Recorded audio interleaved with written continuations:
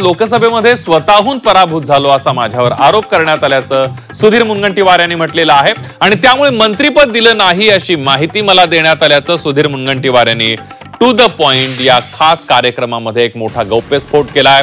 मला लोकसभा लढवायची नव्हती अशी पुन्हा एकदा कबुली सुधीर मुनगंटीवार यांनी दिलेली आहे.